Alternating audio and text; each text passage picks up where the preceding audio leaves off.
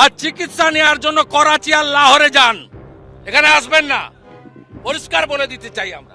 শুভেন্দুর মতো পাল্টিবাজ, ধাপ্পাবাজ, চিটিংবাজ প্রতিটা রাজ্য থেকে বিজেপিতে ঢুকেছে, আর তারা এটা ভেবে নিয়েছে যে যদি আমি বিজেপিতে ঢুকে মুসলমানকে গালাগাল দিই তাহলে আমি বিজেপিতে তাড়াতাড়ি বড় নেতা হতে পারবো। ভারতের এই সমস্ত উস্কানিমূলক কথাবার্তা ও কূটনৈতিক শিষ্টাচারের কারণে ভারতের পার্শ্ববর্তী দেশ নেপাল, ভুটান, মালদ্বীপ, শ্রীলঙ্কা, পাকিস্তান এমনকি চীনের সাথেও দ্বন্দ্ব লেগেই থাকে বছরের পর বছর। তাহলে বোঝাই যায় ভারত কত বড় শয়তান মার্কা একটা দেশ। রাফেল যুদ্ধবিমান পাঠিয়ে বাংলাদেশকে উড়িয়ে দেবে। শুভেন্দু বলেছে 2টি রাফেল বিমান দেখলেই নাকি বাংলাদেশের মানুষ প্যান্টে হিসু করে দেবে। ফাঁসি মারাতে 40টা রাফেল আছে, আরো বহু জায়গায় আছে, কাছাকাছির নামটা বললাম।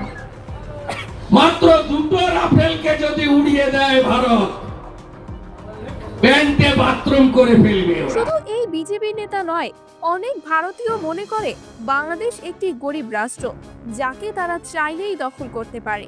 ভারতের একজন বিজেপি নেতা তার ভাষণে বলেছেন, যদি ভারত সরকার মাত্র 15 মিনিটের জন্য সীমান্ত খুলে দেয় তাহলে তারা বাংলাদেশকে পুরোপুরি দখল করে নেবে। এই বক্তব্যে স্পষ্ট যে বাংলাদেশকে তারা কোনোভাবেই গুরুত্ব দিচ্ছে না। 15 मिनट गेट खोल दो, बांग्लादेशियों का काम तमाम कर देंगे। भारत से जो टकराएगा उसको इस प्रकार से फाड़ दिया जाएगा।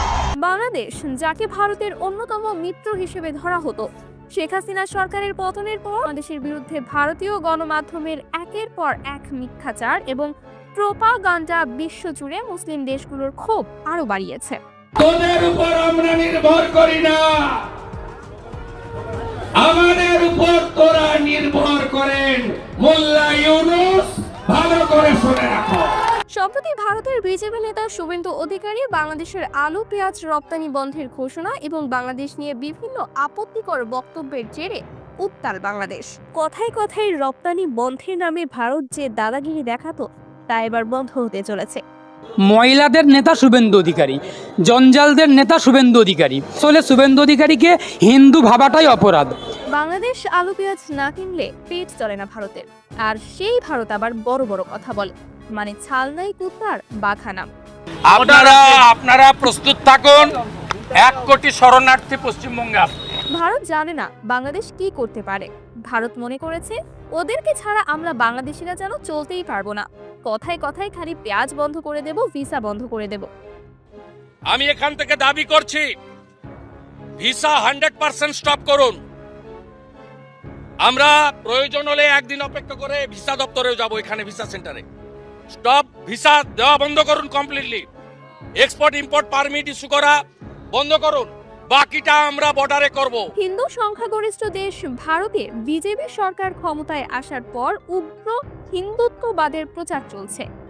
ইউনূস, হুঁশিয়ার, সময় এসেছে, সময় এসেছে, বাটেঙ্গা তো। আরে রাগ তোদের পেঁয়াজ আর ভিসা, লাগবে না তোদের ভিসা পেঁয়াজ। তোদের ভারতে বাংলাদেশিরা না গেলে কি বাংলাদেশিরা না খেয়ে মরবে নাকি? বরং বাংলাদেশিরা ভারতে না গেলে পশ্চিমবঙ্গের হোটেল ব্যবসায়ী হসপিটালগুলোর সাথে সম্পৃক্ত লোকেরা না খেয়ে মরবে।